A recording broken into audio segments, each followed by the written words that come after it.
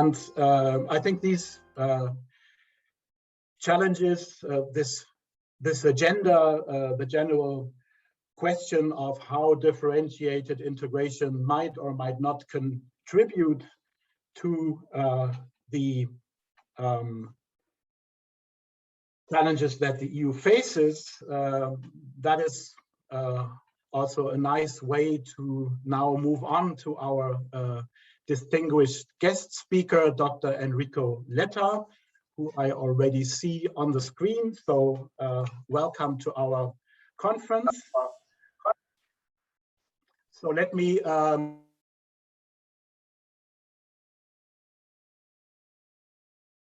recording in progress. Even though I assume he does not really need much of an introduction. And Enrico Letta is a former Prime Minister of Italy. In recent years, since March of this year, he has been the secretary of the Italian Democratic Party and also became a member of the Italian Parliament, winning a by-election in October of this year. He has also been the president of the Jacques Delors Institute since 2016. He was the dean of the Paris School of International Affairs at Sciences Po in Paris from 2015 to 2021. These are only some, say, recent posts and engagements in addition to his very long-standing career serving the Italian government, but also the think tank community. And so I think it is very, it is great for us that he brings together the world of politics, but also the world of think tanks, helping us to reflect on the potential contribution of differentiated integration to meeting and hopefully managing the policy challenges that the European Union faces.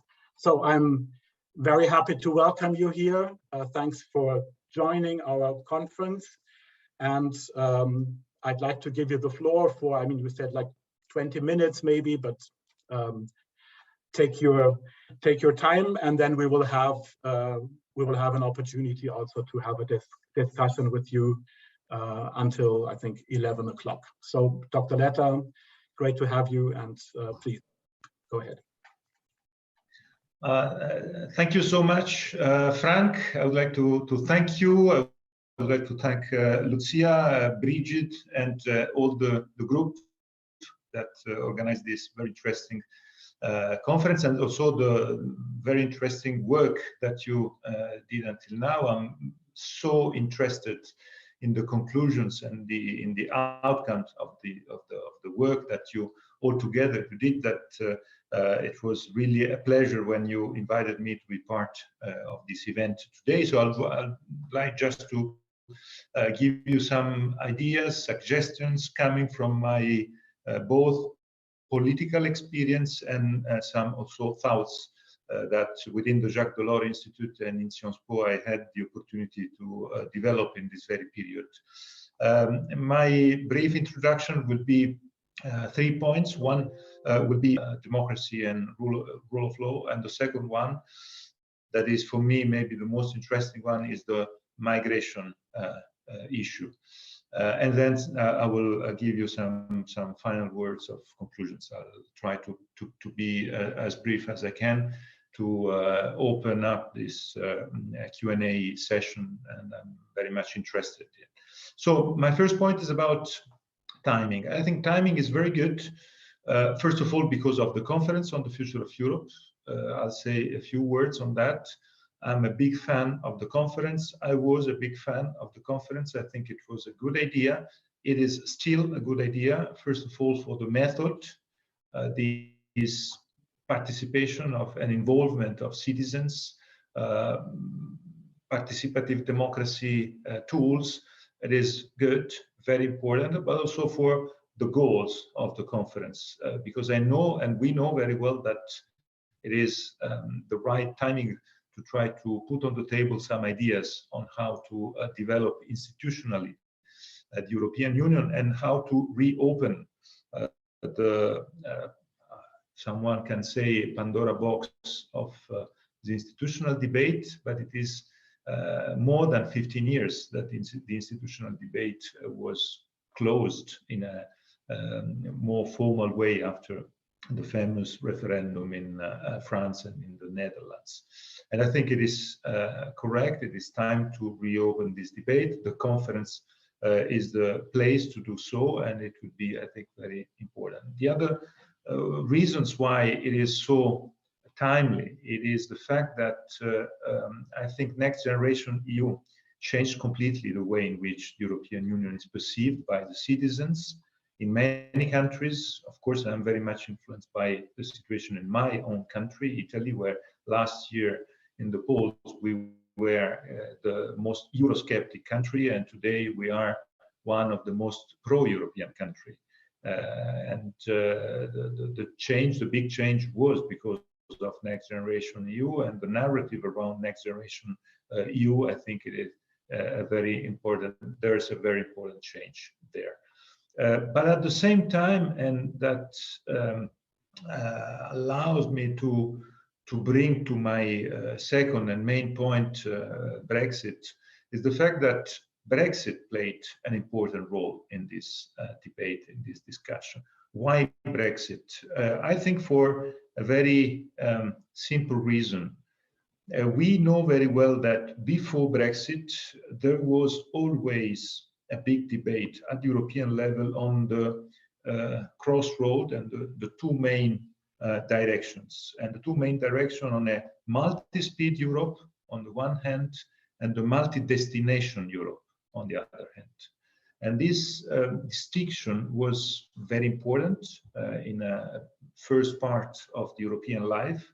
Multi-speed Europe, we know very well what does it mean, and multi-destination Europe was one of the reasons of the UK diversity. And the role of the UK there was a very peculiar role to change and also to modify some of the borders and some of the also cardinal points of the compass of the European Union, because there's a big distinction, big difference between a multi-speed and a multi-destination Europe. And all the discussion about DI, in my view, before Brexit, was a discussion with some problems because of this contradiction, because of this unsolved problem and this unsolved distinction between multi-speed and multi-destination. I think today we can easily say that Brexit and the final compromise, or the final conclusions on the Brexit negotiations gave us the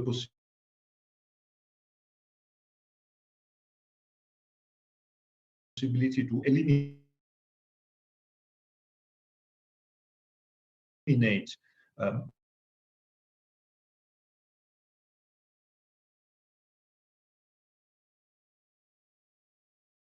the multi-destination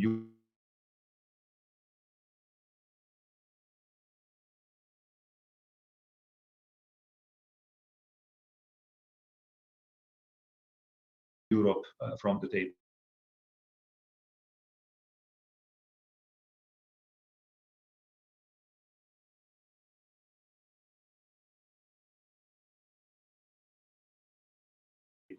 And to focus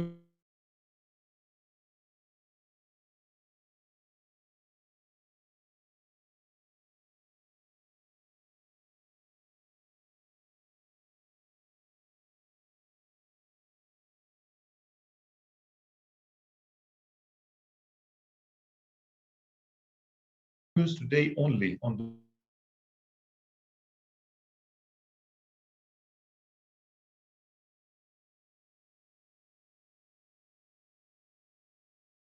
the the multi-speed Europe.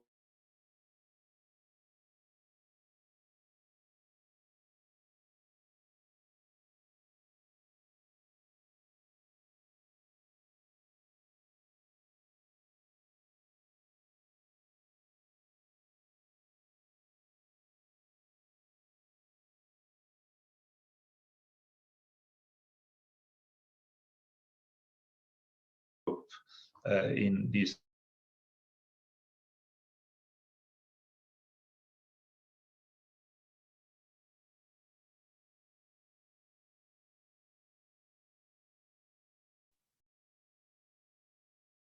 kind of DI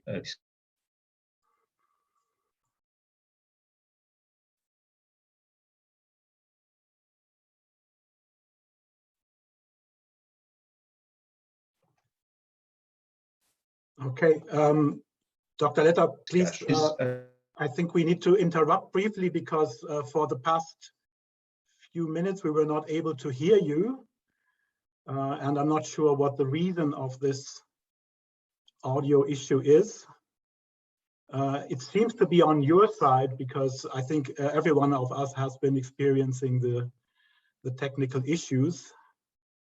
But I'm also at loss to suggest how to fix this.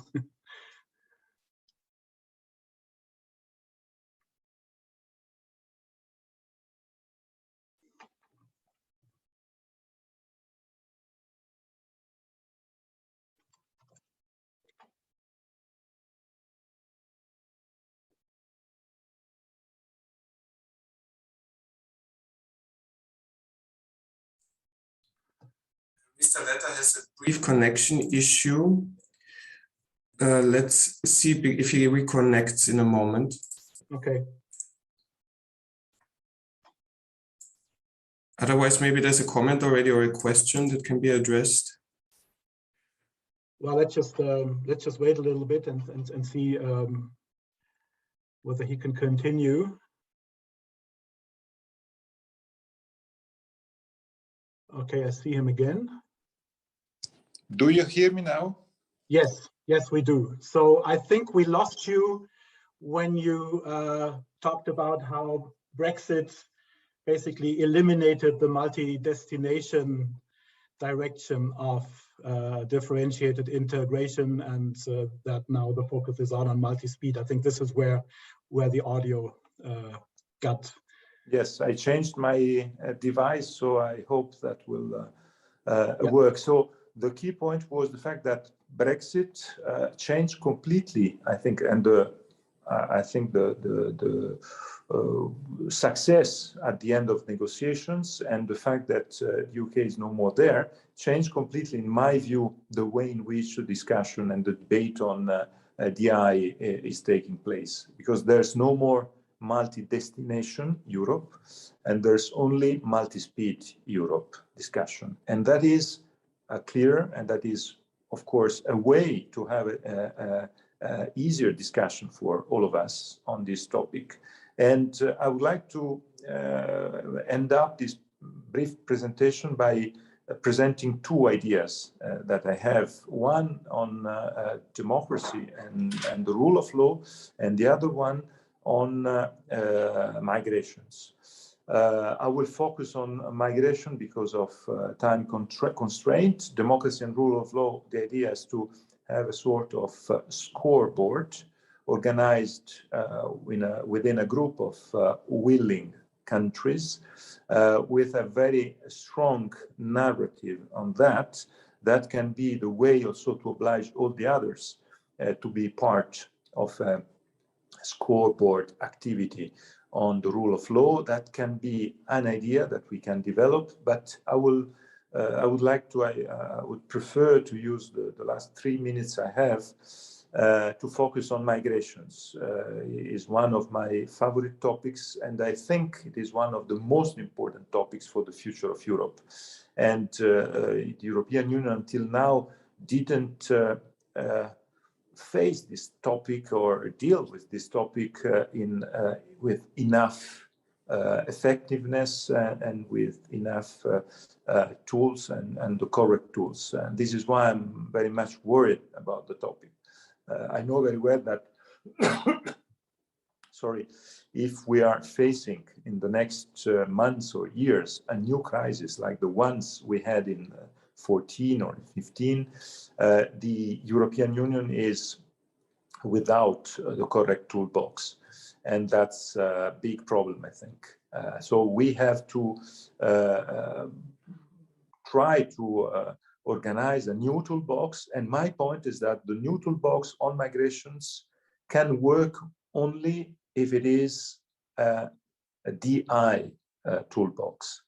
I mean that we need to organize a group of willing countries with the idea that we can't continue with this approach, the approach in which unanimity or almost unanimity is applied on this topic, and with unanimity and with countries like Poland and Hungary, it is impossible to do anything successful.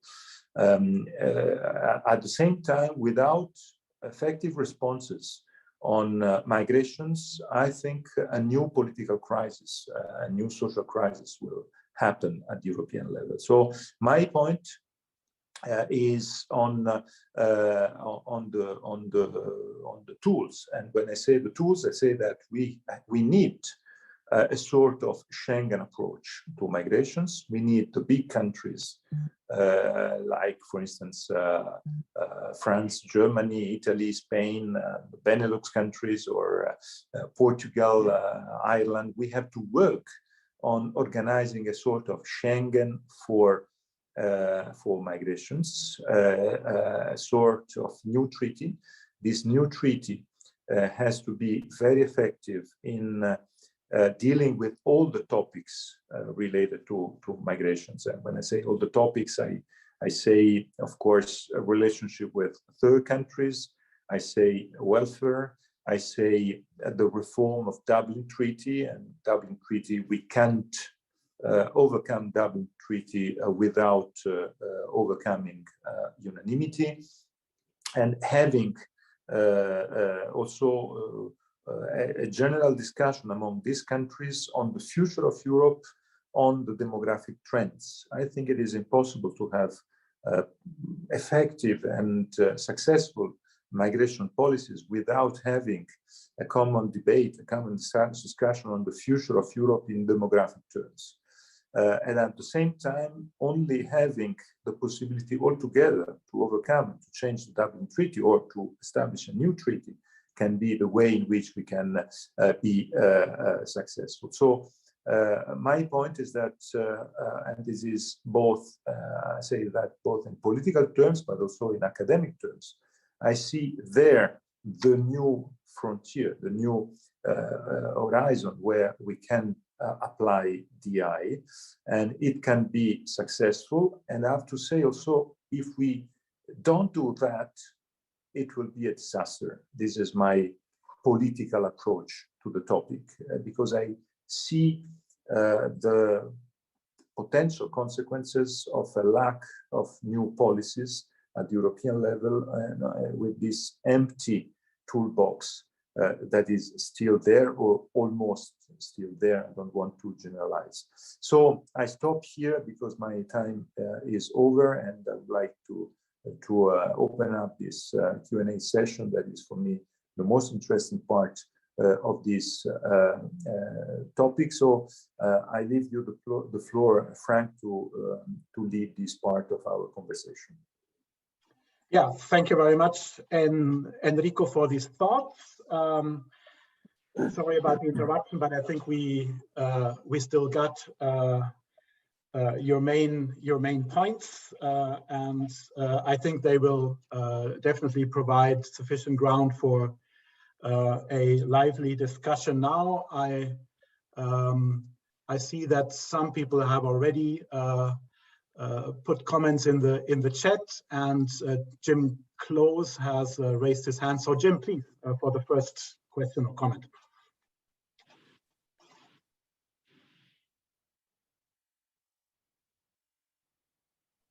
Jim, I think your mic is off. Thank you. Thank you, Mr. Letta. Can you hear me? Yes, now. Yeah. I think very interesting points. There are two very interesting points which raise two questions. The first one is on Brexit. I think it's a very interesting point. The only question I have, what do you make of Poland and Hungary or other countries in such a context? Because I'm not entirely certain they're on the same wavelengths as far as destination is concerned. And my second question is about your idea of a migration Schengen treaty, which again, I like very much, but there is one big question there. What do you do with the old Schengen in that respect, which is now part of the treaty, and where Poland and Hungary are part of? If you do this kind of treaty in terms of migration, it also touches on external borders, of course, and how you handle them. And would you then be able to still keep Hungary and Poland within the free circulation? I mean, the old Schengen system. That's a very difficult question in my view. I don't have the answer. Thank you.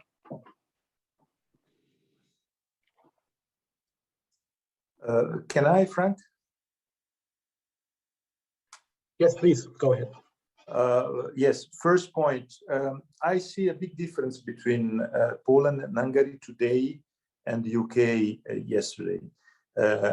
Because in Poland and Hungary, there's a debate, but I don't see there any real potential risk of leaving the European Union or considering that they are part of such a gathering of countries in the way in which the UK was part before. And the large part of the UK citizens were there with the idea of this big difference. Even those who were in favor of being part, who voted in favor of Brexit. But at the end of the day, the idea of differentiation in the final destination was a large part of the debate in the UK. I don't think that is the case in Poland and Hungary. I think, but maybe I'm wrong on that, it's a minority, the part of the two countries supporting the two governments with the idea to be part of the European Union as they are part of NATO or something like that. So an international organization, not a communauté de destin, as we always said. I think it is different.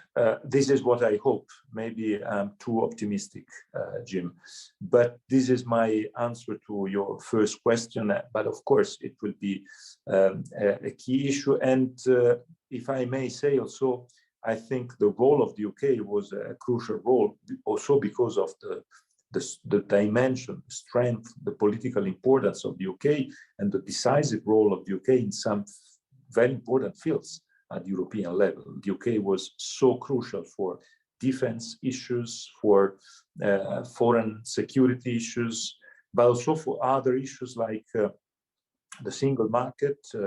We have to always have in mind the big role that the UK played, the positive role, the proactive role that the UK played in favor of the deepening of the single market and the liberalization processes and so on and so forth. And the fact that the UK is no more on board, of course, it's a big change in all these aspects. On the second part of the topic, of course, you touched the point. This is the key point, because there's the link with Schengen.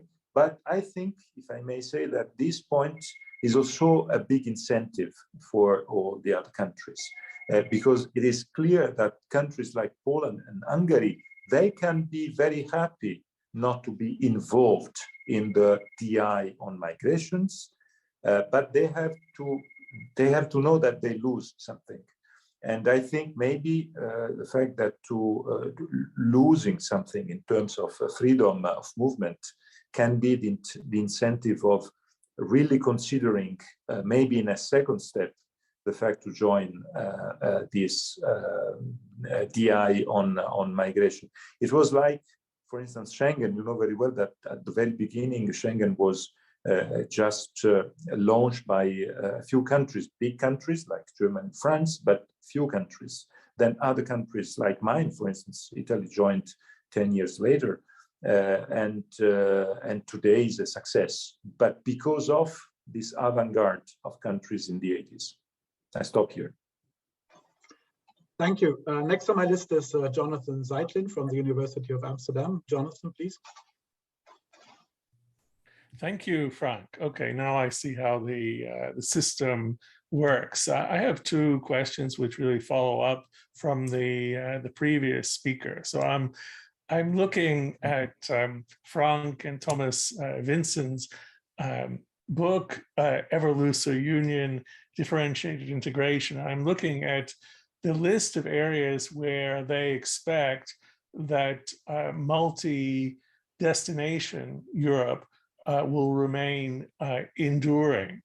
And there are quite a few cases beyond the UK there. And Denmark would be the key country that has many opt-outs in different areas, including the Euro defense policy and also justice and home affairs.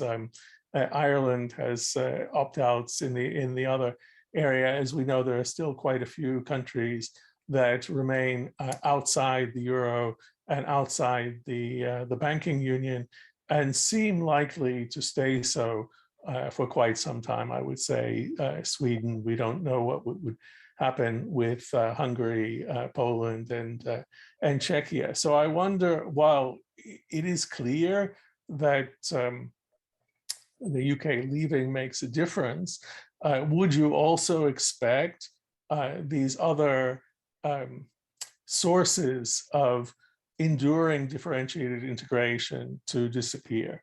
And secondly, on what you said about the possibility for a new vanguard on asylum and migration policy, which would erect new barriers to those outside within the Schengen zone.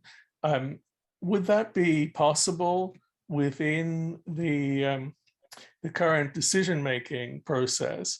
I mean, given that the Schengen rules have become EU rules, I mean, how could that happen politically without the consent of those who would now find their freedom of movement restricted? Thank you. Thank you very much for these questions. My first answer is the fact that I think what happened last year with the pandemic, pandemia, and Next Generation EU changed a little bit the internal situation of the European Union. There's more and more the idea that stronger together. And this brand, Stronger Together, today is not just something rhetoric. I saw a change in terms of quality of the internal debate at the European level. And this change, I think, is because of the threats that we are facing, and the health and the pandemic threat is one of them. Of course, it's the most crucial one, but also because of what happened in the last 10 years in terms of global threats. I think when during the Trump period, we were facing a threat from our best ally, that was, of course, that always is and was the US. And this threat on trade, on industrial policies, and many other topics, it was really a big impact threat. And the fact that today China is an issue, and China wasn't an issue 10 years ago or 15 years ago when some of these opt-out were negotiated, or even, of course, the Danish ones were negotiated 30 years ago or even more. So frankly speaking, I don't see today the same environment with the idea that a multi-destination is still an issue. I think, and I saw that, maybe you mentioned Denmark.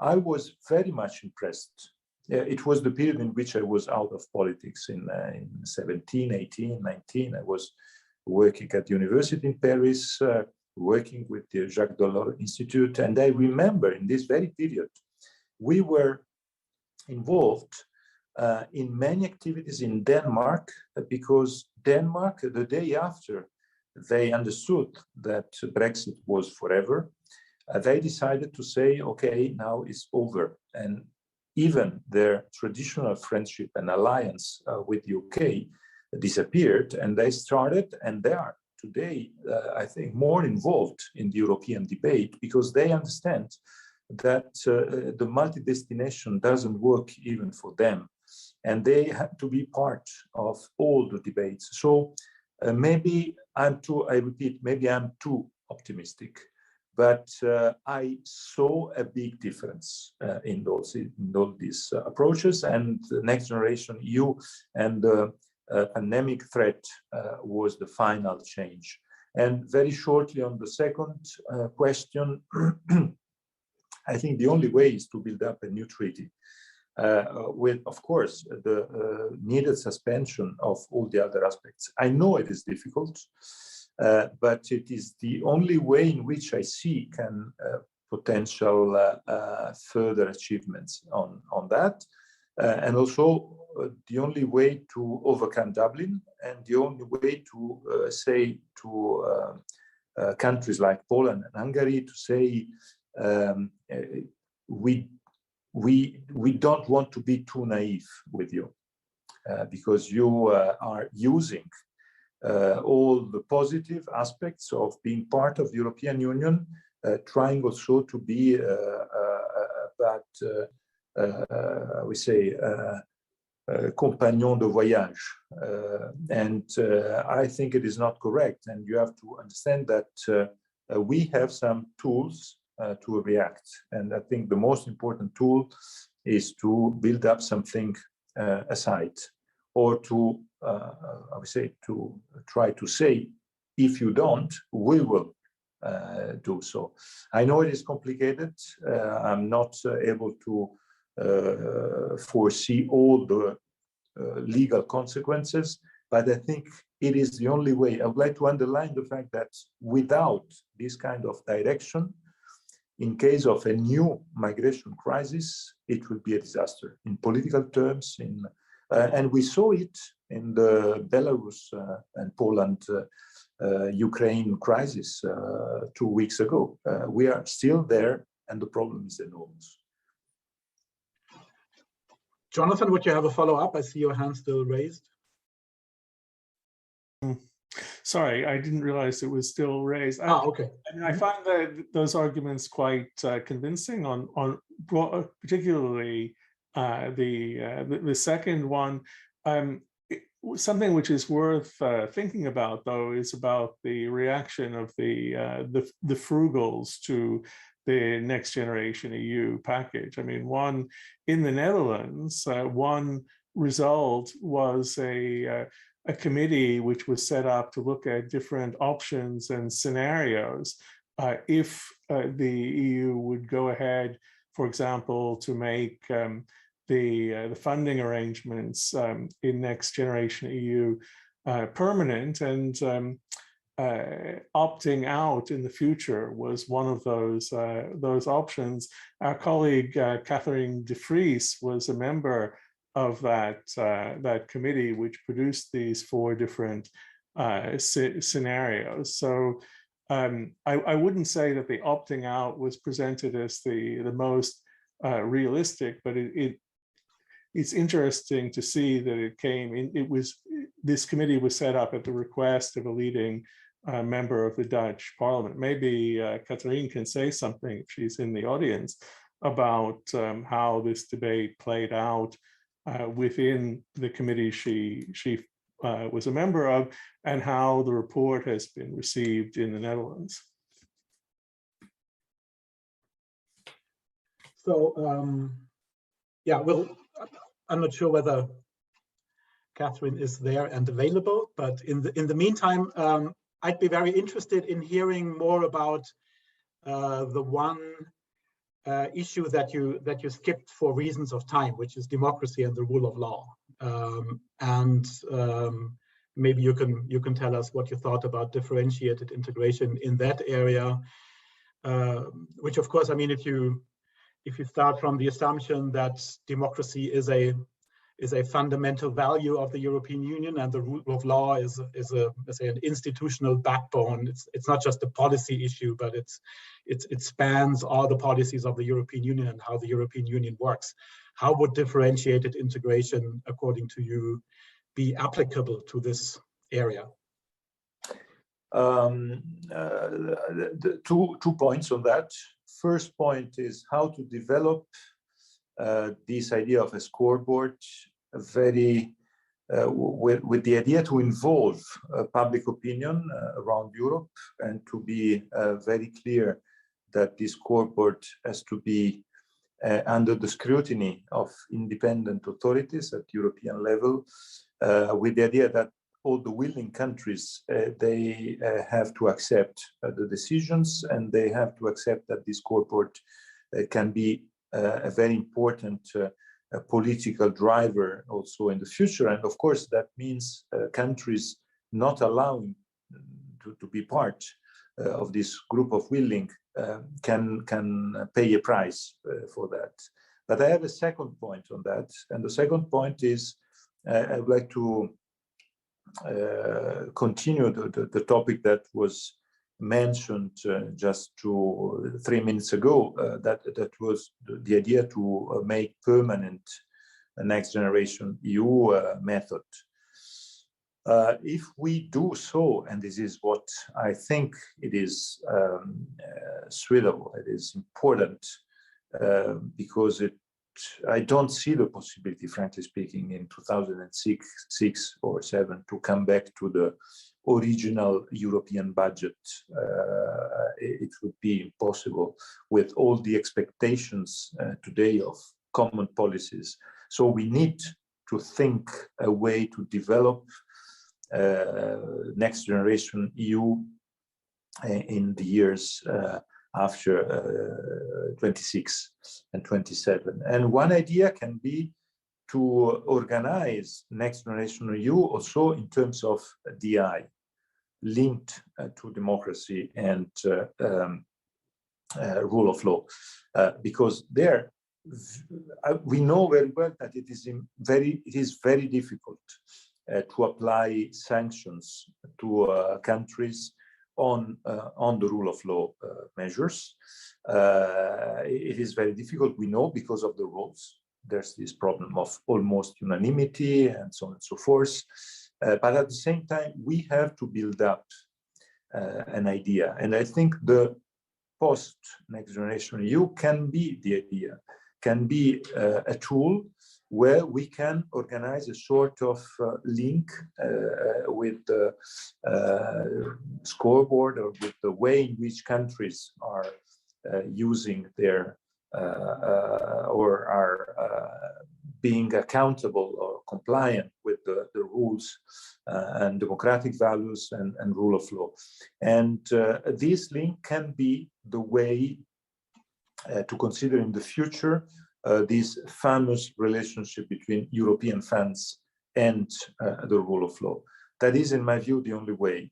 We can't avoid this discussion, and maybe a post-next generation EU can be the point, because I know very well that having this debate on the structural funds is very complicated, because the structural funds are for the poorer areas, and it's a little bit complicated to think that it is the way.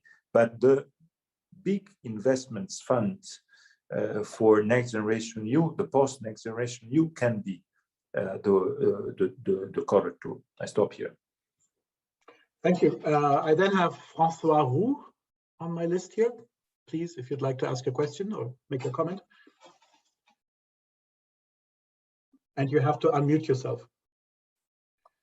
Can you hear me? Yes. Okay. Good morning, Mr. Letta. I have a question about minilateralism, which is a form of differentiated union. The case in point here is what happened recently, in the last years, with the intervention of the V4 on the issue of migration.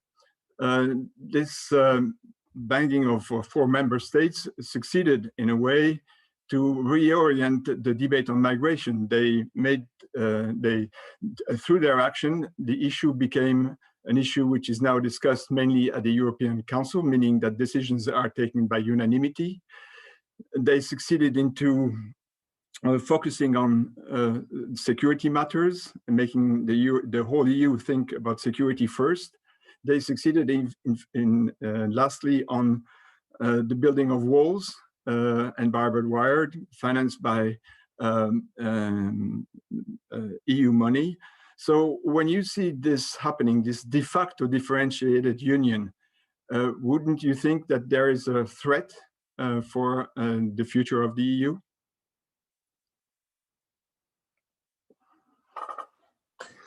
Yes, I see there a threat, but the threat is more because of the lack of initiative of the others. This is my point, because I don't, I would say, I don't see the complete awareness of the threat around the different capitals. I don't see the idea to react and to try to organize another different framework able to react to this threat, but not only to react to this threat, but also to try to find the possibilities to have tools. This is my point, because maybe I'm too much influenced by the domestic debate in my country, in Italy, but the key point is that there's a problem where there's mismanagement of migration issue. But the main problem is when you don't have any management of the issue and the issue is there. So it is very complicated for citizens, for voters to understand and to make the distinction between Europe of Brussels and Europe of member states. And in communication terms, it is a disaster, because we are all obliged, even those like myself, very pro-European, we are all obliged to say Europe is failing on migrations. And it is true, I think. But it is true that it is Europe of member states that is failing, not Europe of Brussels or Europe of the institutions. But at the same time, there's no distinction in the public opinion and in the public awareness. This is why I think there's the need for countries with the responsibility on their shoulders on how to give a future to the entire European integration, not to disgregate Europe, to try to react to this V4 set of ideas or actions, and the only way to react is to, I would say, to say very clearly, we want to be more concrete, more effective, and to build up a new Schengen on that. And if they see when I say they, I mean the V4, when they understand that they can lose a big part of the advantage of being part of the European Union, freedom of movement, and so on and so forth, at the end of the day, I think they can't continue with their own path. And they have to understand also the need of the others and the needs for the entire European Union to find common solutions, and not to just say that, okay, we don't want migrants, we build up walls and that's it. Because it is not a solution. It is not a solution with the geography of the European Union. It's clearly a non-solution issue. Okay, next on my list is Professor Ballin, who is actually one of the authors of the Dutch study that Jonathan Zeitlin mentioned. Please.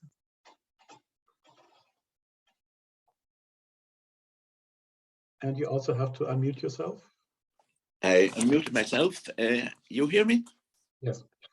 Okay, thank you. Well, thank you very much, Foreign Prime Minister Letta, for your presentation. I very much agree with that.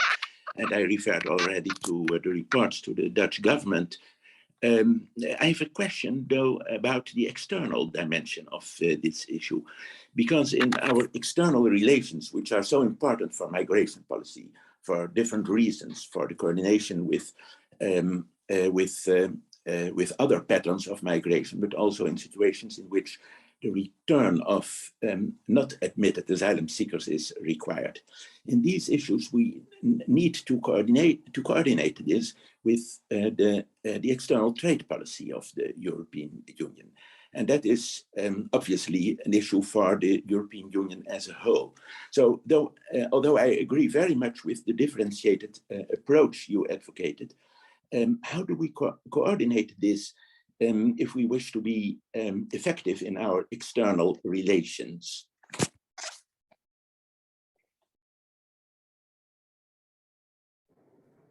Yes, I think you mentioned one of the most complicated issues, of course, because the trade issue is a communitarian issue, so it is not easy to imagine this point. But I have to say, I have no answer. My only answer is the fact that when is needed, creativity is at the very core of all the European Brussels activities. You know, in my political life at European level and national level towards dealing with European institutions, I always had up and downs. A lot of times the idea that, okay, we can't do so because it is not written in the rules. And suddenly, somehow, or in some situation, an enormous creativity in finding solutions out of the rules. That was the way in which we created solutions in 11-12, everything out of the rules. That was exactly the same last year, because Next Generation EU, I always remember that in May, France and Germany met virtually in their Franco-German summit, and they decided to launch the Eurobonds. And I always remember the interviews of Chancellor Merkel that was saying in February, if I'm not wrong, of the same year, Eurobonds will be not for my generation, but will be for other generations. And in 3 months, everything was changing. So I've not an answer, but I'm saying that when creativity is needed, Brussels is the way to find it. And I'm sure that we can find a way to have a correct cooperation among trade policies and this new Schengen of migrations. Indeed, thank you so much. Okay, next is Giulia Bonacquisti of TEPSA. Giulia, please. Thank you, Frank. Well, first of all, thank you, Dr. Letta, so much for being with us today and for these very interesting remarks that you made. My question is the following. We all know that the EU is already a very complex system to be communicated to citizens. As a politician, what do you think is the most effective way to explain an even more differentiated union to citizens in the member states to avoid losing their support in a way? I think it is necessary to link the decisions we take to problems of daily life of citizens. That was the case of the success last year and this year. against COVID and on the recovery post-COVID, because citizens perceived that the vaccine campaign, for instance, was something very close to their problems. And citizens understood suddenly that the European Union was without competences on health, on social affairs, and it was because of the lack of, we say, long-term view of some countries. And today, I think it could be easier, for instance, in the conference on the future of Europe, if there's enough courage to do so, to ask for the creation of Europe of health. Because citizens understood that the problem was the lack of competences, and stronger together. And if we are together, we are able to be more effective on issues that are very close to the daily life of citizens. So in my view, this is the only way to be very concrete. That means, for instance, on this migration issue, it is exactly the same. We have to be very clear in saying that if we continue alone with this distinction of policies and with the lack of a common effective toolbox at European level, today is Poland, yesterday it was Italy, or Malta, or Spain, or Greece, and tomorrow it will be Austria or Hungary again, or it will be Estonia or Finland, or today it can be France because of the channel problems and Brexit. So it is something that is, we are really on the same boat. And it is something that is clear only if we perceive all these problems. So my only point is that we have to be very concrete in touching topics and points that are related to the daily life of people. For instance, there's this idea that probably in the next days, European Commission will launch, and the idea is the idea on adult training.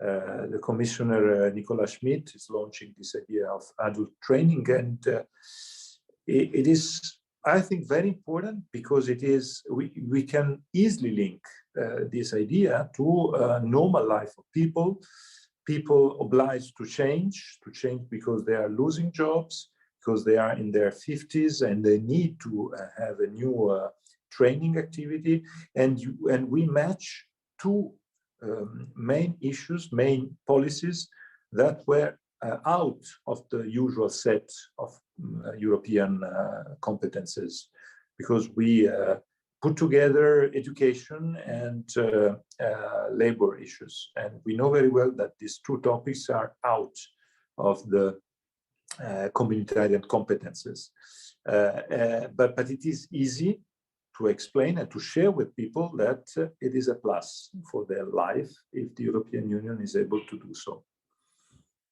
I stop here. Thank you. Since there's no one else on my list, maybe a final question from me, expanding on the issue of external differentiation or differentiation in external relations. Now, the European Union has always used multi-speed differentiation to facilitate its enlargement to new member states. But with the current candidates in the Western Balkans, Turkey, and then also beyond Eastern Partnership countries, even that doesn't really help to move the agenda of enlargement forward. So, I mean, you said that we're basically shifting from multi-destination to multi-speed differentiation, but in our relations with these non-members, would you see that we actually need to shift from from multi-speed, because enlargement is not really moving forward, to multi-destination, and offer these non-member states some kind of a stable but still close relationship to the European Union that does not imply membership in the near future? I think multi-speed, I always thought that multi-speed could be a good solution also for all the enlargement issues that are still there.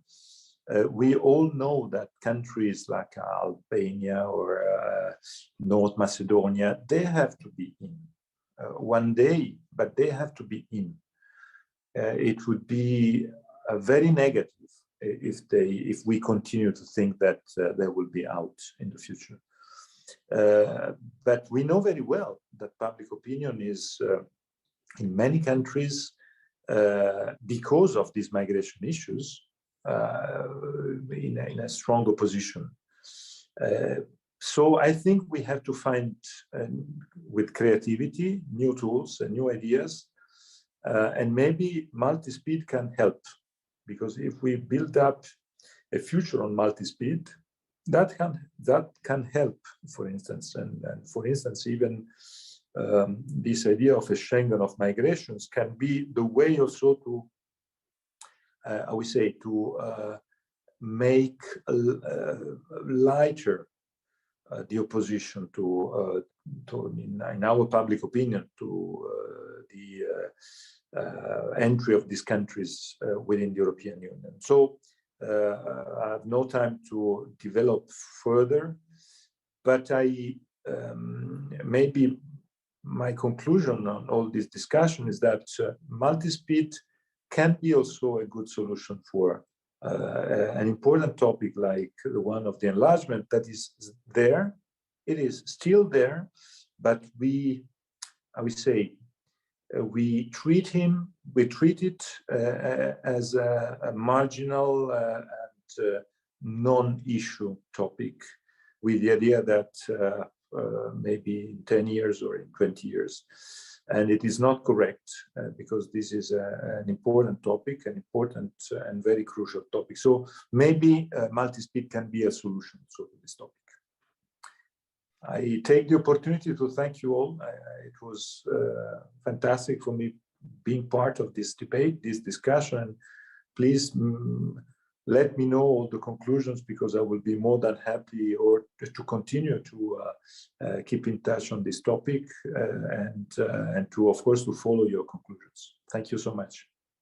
Thank you. I mean, you're taking the words right out of my mouth. I wanted to thank you for sharing your time with us, giving us some keynote thoughts to start us off for our conference, and being available for such a long time for this discussion. I think we've raised a number of very important fundamental but also difficult issues that will accompany us throughout the conference, and it's been a pleasure to have you with us for this initial session. So thank you very much.